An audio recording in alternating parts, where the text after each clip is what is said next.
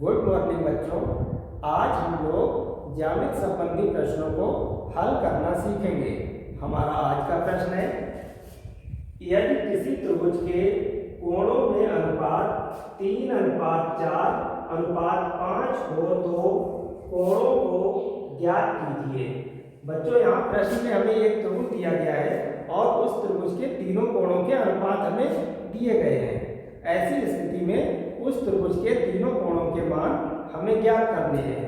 बेटा, इस प्रश्न को हम लोग हल करें। हल करने से पहले हमें ये चीज बिल्कुल क्लियर होनी चाहिए।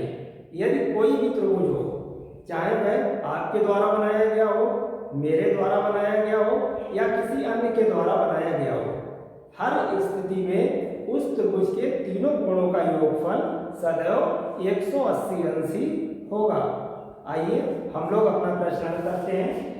यहाँ पर देखें बच्चों, एक त्रिभुज दिया गया है और उसके कोणों के अनुपात हमें दिए गए हैं। हम इनके अनुपात की सहायता से कोणों को मान लेते हैं। कैसे?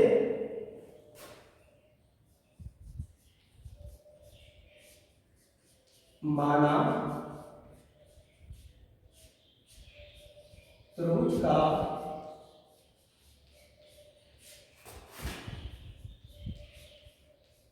पहला कोण बराबर, चूंकि पहला अनुपात 3 दिया गया है इसलिए पहला कोण हम लोग क्या मानेंगे? 3x अंश।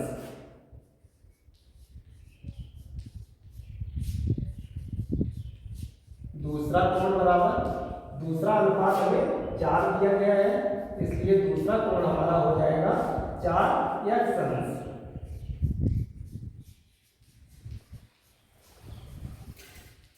तीसरा कोण बराबर, तीसरा अनुपात हमें 5 दिया गया है इसलिए तीसरा कोण हमारा होगा 5x अंश। अब देखें, यहाँ त्रिभुज के तीनों कोणों के मान हमें मालूम हो चुके हैं। चूंकि प्रश्न हमारा जो है त्रिभुज संबंधी है, तो हम लोग निश्चित रूप से मान लें कि इस प्रश्न में भी जो भी त्रिभुज दिया गया होगा उसके तीनों कोणों का योगफल 180 अंश ही होगा। हम लोग कह सकते हैं कि यदि इसके तीनों कोणों को जोड़ा जाए तो उसका मान 180 अंश के बराबर होना चाहिए। हम लोग यहाँ पर लिखेंगे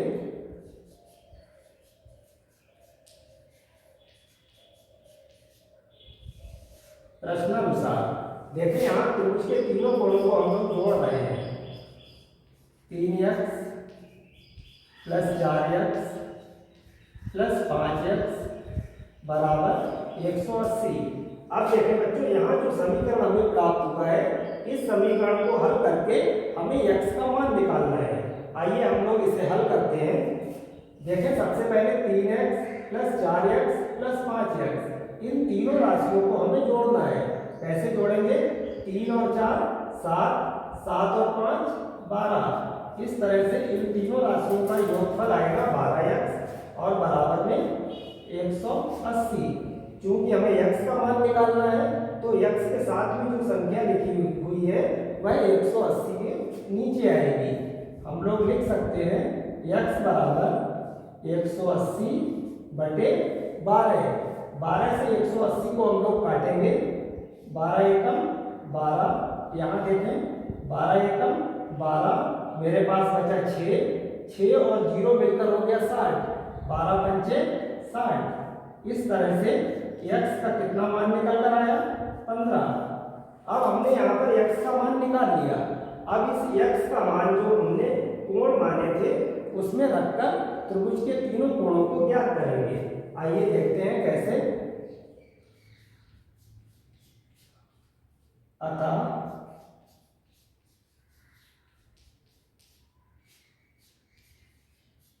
त्रिभुज का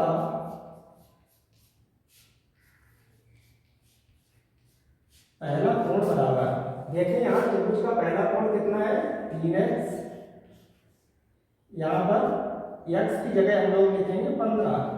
3 में गुणे x की जगह आएगा 15।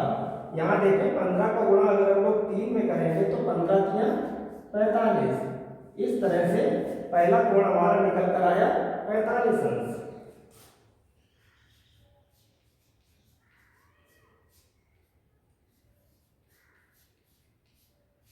दूसरा कोण हमारा कितना है?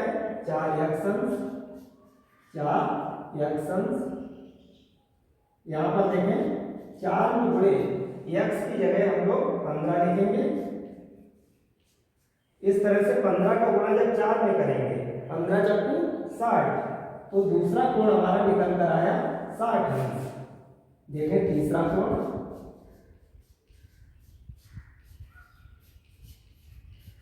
तीसरा कोण बराबर, तीसरा कोण हमने माना है 5 एक्शंस।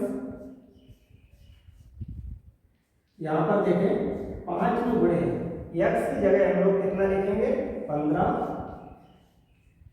यहां 15 का गुणा जब 5 में करेंगे तो 15 बना 75।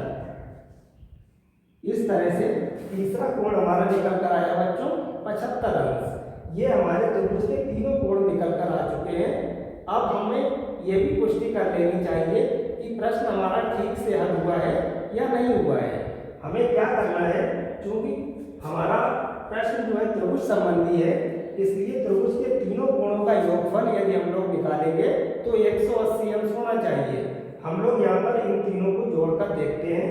देखें 45 में 60 जोड़ेंगे तो 105, और 105 में 75 जोड़ेंगे तो 180।